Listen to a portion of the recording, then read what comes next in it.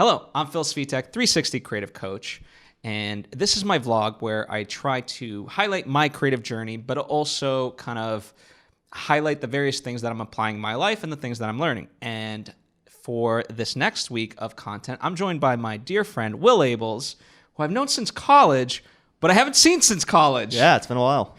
It has been a while. So I figured, I don't know how your week has been. Hopefully it hasn't been like this, but I remember there's a great quote in Indiana Jones and the Last Crusade where early on a guy says to Indiana, you lost today, kid, but that doesn't mean you have to like it. And I think that summarizes my entire week. Okay. I don't know about for you. I mean, what was your past week like? My week was good. It was the longest I've gone without being on stage since January, so that was a little weird, but I got to work on some cool shows, and yeah, it actually was a pretty good week. Yeah. Okay, so for context, I should also provide that you were traveling. So so Will and I know each other from Emerson College. Mm-hmm. I graduated in 2010. You were 2011. 11, yeah. And you're a comic. You live in New York. Now you're exploring. Yeah. So it's not like you weren't working necessarily. You were just doing other stuff, correct? Yeah. So I toured to get out here, and that was really cool. And then I got here to kind of just do some like PA work, some old production assistant work, just to fund the rest of the tour that gets me back across the country. And I also haven't worked in TV in like 3 years, so just kind of there's a massive gap in the resume, and you always have to have a plan B, just in case. But so that was kind of the plan, is to come out here and work a little bit, do some shows, just do some networking, and then kind of figure out, do I go back to New York? Do I want to go to a new market? Like, what's the next step? Yeah. That's interesting. What markets are you kind of looking at? Like, I mean, you're looking at LA, obviously. Mm-hmm. New York, but like, I don't even know. Like, is there a Chicago? Would you think about like Austin, Texas?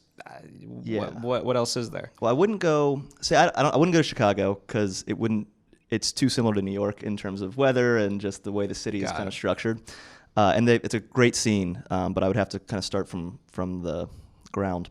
You don't think like that sort of misery of just shit weather fuels the comedy ultimately? I don't know. I mean, not for me. Maybe some people definitely. Fair enough. So I went to Atlanta. I mean, Atlanta was a really cool market, and it's also accessible. So you can, the airport goes everywhere, Yeah. But you can do other smaller cities around it, and you can make a pretty decent living off of it. So Atlanta was appealing to me, and I was also born there. I wasn't raised there, but you have your roots. Yeah. Fair enough. Yeah. I looked at when did you move? Like you were born there, but like literally. I was like 4. Yeah. Okay. I kind of remember the house, but that's about it. Yeah, we moved real early. Got it. But I looked at Houston, because they have a scene that's kind of growing right now, so that'd be kind of cool to get in. Because they used to have a massive scene, and then just it disappeared. They used to have, I think they told me like 14 clubs or something, and now they have 1. So, okay, is opportunity purely like what you're sort of looking at? Because like I myself am actually, I haven't really talked about it, but I am considering moving not like in the next year or two, but maybe 2-3 years to Austin, Texas. I don't know why, but Austin, Texas is like calling my name. And but there's also like friendships and things that have to be considered. So like, what factors determine for you? Is it just purely like where's the opportunity? No, not necessarily. I mean, that's definitely a factor. I think it's just there's a whole mess of things. I'm trying to just keep all my options available. Mm-hmm. It's like, okay, so Houston, there could be an opportunity to grow with the scene, but you don't really hear too many people, I think, talking about like Houston's scene right now. So, how long would that take for it to get to a certain point that it used to be at? And like the club that they have is fantastic. They have a lot of great comics come through, and there's a lot of really funny comics coming out of there, but they're moving for a reason, I think, So it's just, if I like the place, that's got to be part of it. Yeah, do I feel a certain way when I'm there? Did I, enjoy the people I talk to? And things outside of just stand up are also being factored in, because it'd be a whole life decision. It wouldn't just be a career decision. It would be like my personal life would be uprooted from New York, where I've been for 8 years, Mm-hmm. Yeah. I mean, for me, that's why like I actually like want to look at myself as being able to be more mobile. Like the more I can compress my life, the quicker I can just get up and go if I really wanted to. Yeah.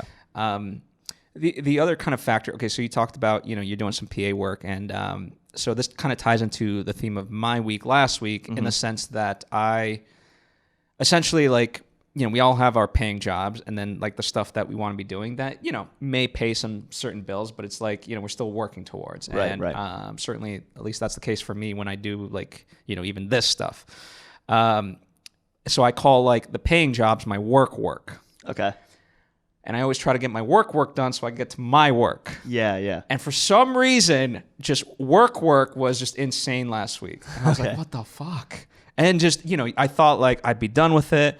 And then all of a sudden another thing would come down the pipeline. I'm like, what the fuck? It just wasn't, it was just nonstop. Just nonstop. Yeah. And so, from your perspective, like how do you cope with situations like that? Because I'm sure, you can feel free to throw out specifics if you want, but I feel like every one of us has gone through a situation like that. For me, work is comedy, is stand-up, because that's what I'm doing full-time. I still have to, like I said, I had to come here and do some PA gigs, and I walk dogs back in New York during the day and like that kind of stuff. But my full-time job more so is managing myself to make sure that like I get to these destinations and make the money and all that good stuff.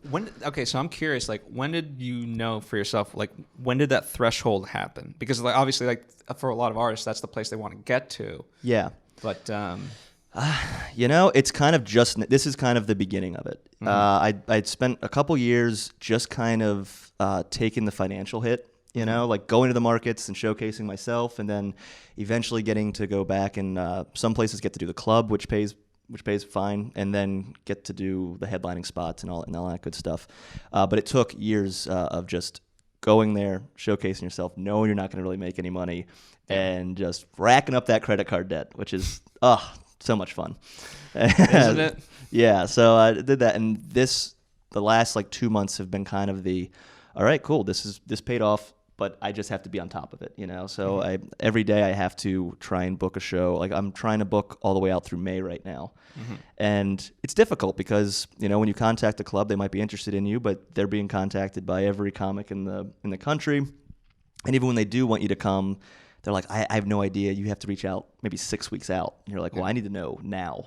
Yeah. So it's difficult, but you just have to stay on top of it constantly, and you really can't take a day off. Even if it's just an hour, you still have to have that time to sit down and like, all right, I got to follow up with this person, got to contact this person. But yeah, the last 2 months have really been where it was like, okay, it's starting to pay off, and this is good. So do you have stuff already lined up that you could talk about and share? And like also just, for the benefit of people, if they want to check it out, like what's the best place to kind of keep in touch? Is it just social media, Instagram, Twitter? Probably my Instagram right now. I'm working on a website. Again, like another thing where it's like, okay, so I said I was going to do a website 3 weeks ago, and I still haven't had time to sit down and build the website or whatever. But Instagram at Will Abels Comedy, that's probably the best place. That's where I post tour flyers and upcoming shows and all that good stuff. Mm-hmm. But yeah, mostly what happens is if I book like I'm gonna headline in Asheville, North Carolina in April, mm-hmm. and so then I look at that, and that's a single date, and it's not a Friday, Saturday, it's just the Saturday. So then I try and build either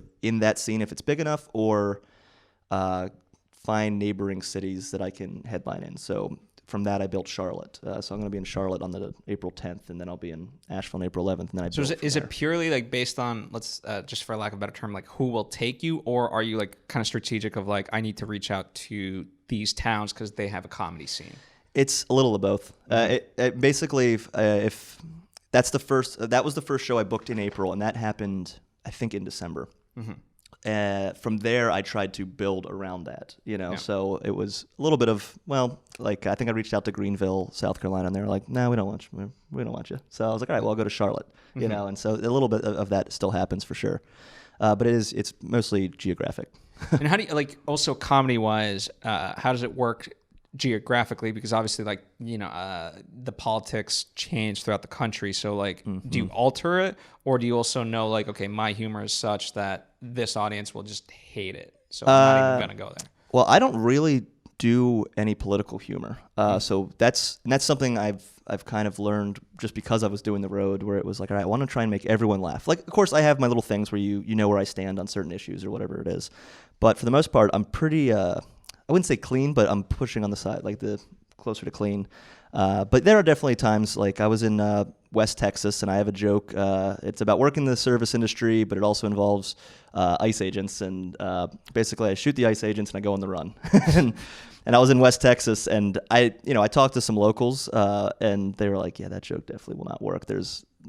We're 10 miles from the from the border, and there's also government, like there were like 15 government agencies in the town that I was in. So for my final question, I say that knowing that there's probably going to be follow-up questions, but how do you essentially keep sane?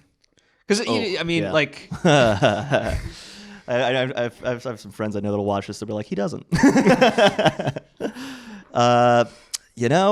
That's also been part of the learning process the last 2 years, specifically last 2 years. Started exercising. I exercise a lot. Yeah. I was going to ask you, you and I played soccer. I don't know if I actually mentioned that at the top. You played soccer. I got cut from the team and then managed because I was like, I don't have any other friends. But I felt like you worked out with us, no? Yeah, it was fine. I got to play with you guys in the winter. To be fair, I was drunk probably through all of college. So what do I remember? Yeah, well, you were on the team and I was adjacent to the team. But yes, that's how we met with soccer. Yeah. Yes. Okay, but you do work out. Yeah, so I started running. I didn't used to run a lot, and I got back into running because on the road, I can't do too much. If I have a hotel, maybe they'll have a gym, but for the most part, I'll run and do yoga. And then when I am in New York or in LA, I try and work out a lot, and that keeps me somewhat sane. I talk to friends when I'm driving. Like, I'll just call friends to catch up. Yeah, and I always do that. It's the best. Now with Bluetooth, it's so easy. Oh, it's amazing. And then podcasts. I listen to a lot of podcasts. What's the top ones? Right now, The Dollop is my big one. My brother got me into it, and I'm obsessed. I've never heard of that one.